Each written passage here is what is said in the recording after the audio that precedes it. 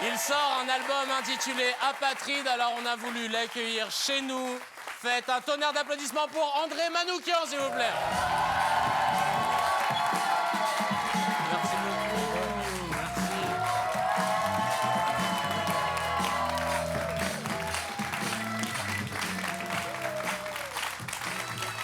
Bonjour André. Bonjour.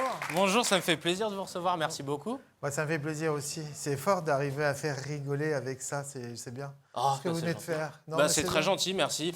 On essaie de dédramatiser, puis aussi d'apprendre des choses. Alors merci déjà d'avoir accepté notre invitation.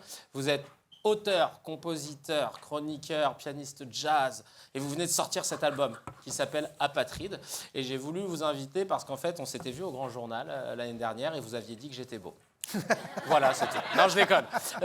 Mais en fait, moi, je vous ai connu dans La Nouvelle Star à la base, quand j'étais plus jeune. Vous étiez lunaire. J'étais fan de vos critiques parce qu'on savait jamais ce que vous pensiez. En fait, vous étiez du genre à faire... Alors, si Miles Davis avait joué du Pavarotti avec Django Reinhardt en alto, je dirais que vous êtes un peu la 5e corde de la basse de Jaco Pastorius. Et à la fin, les gens étaient là, genre, mais du coup, c'est bien ou pas? Ah oui, c'est bon pour moi. Mais du coup, à l'école, vous étiez bon en philo ou pas? Ouais, j'étais bon en philo, mais... Et pourtant, vous avez fait un bac S. Ouais. Bah, je suis jamais à la place où je dois être. C'est curieux, c'est un peu l'histoire de ma vie. C'est vrai? Ouais, c'est pour ça que j'aime un philosophe qui s'appelle Gilles Deleuze. En fait, je l'ai découvert à la télévision avec un truc qui s'appelle l'abécédaire.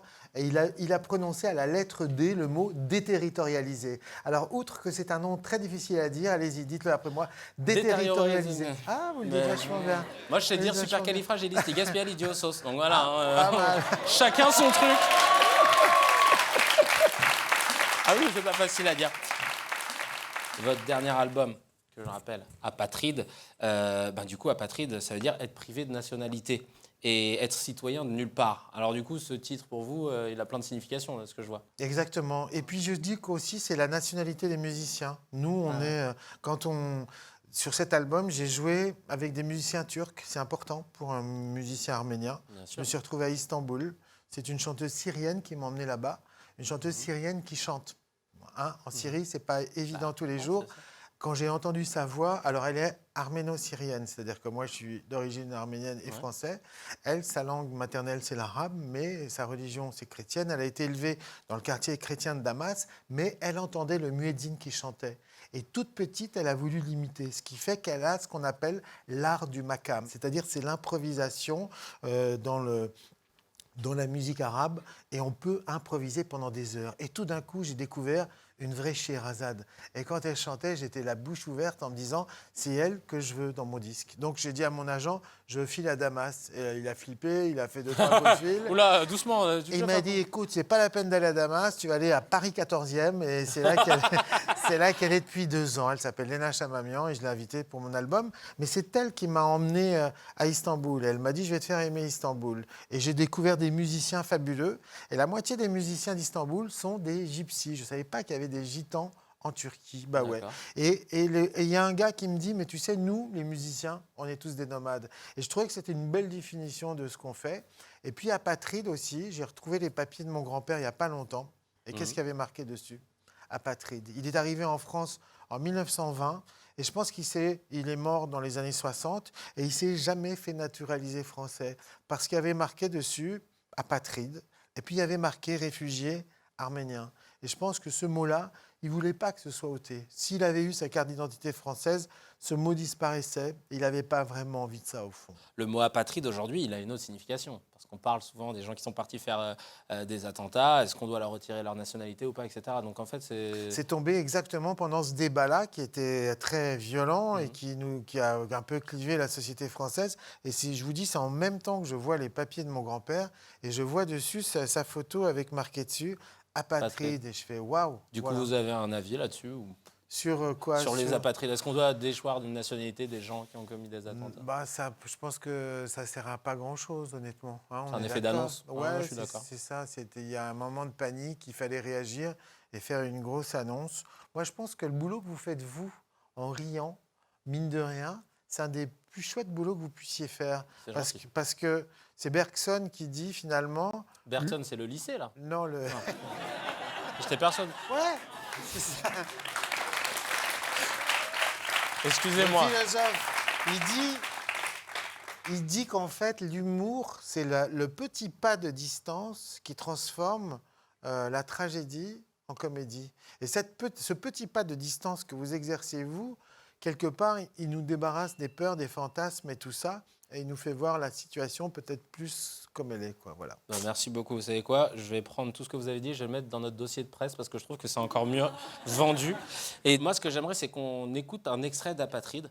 Et parce qu'en fait, du coup, le titre Apatride. Pans, mets-nous Apatride, s'il te plaît.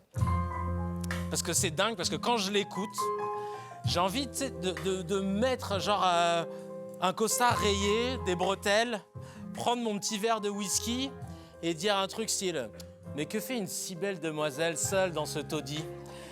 Et puis là, cette mystérieuse brune, elle se retournerait vers moi, elle me dirait « Non mais wesh, t'es sérieux là, on est au McDo de Saint-Ouen, tu fais quoi là? Vas-y, tu vois, je m'imagine ce truc-là. Il y a plein de titres qui m'ont évoqué plein de choses. Par exemple, quand j'écoute le titre électrique d'Herviche, AXA Assurance, veuillez patienter, votre appel a bien été enregistré, tous nos conseillers sont en ligne, nous allons traiter votre demande. Merci. Je sais pas, ça m'avait pensé à ça. Et du coup, en lisant les noms des titres de l'album, je me suis senti soit inculte, soit con. Non, parce que du coup, j'ai dû googler certains titres parce qu'ils étaient assez pointus. Alors, par exemple, il y en a un, c'est... Vous me rattrapez si je me trompe. Moutn Air. Ah oui, bah ça c'est l'arménien, vous pouvez pas. D'accord, c'est pour ça. Parce qu'en fait, moi, du coup, ce que j'ai fait,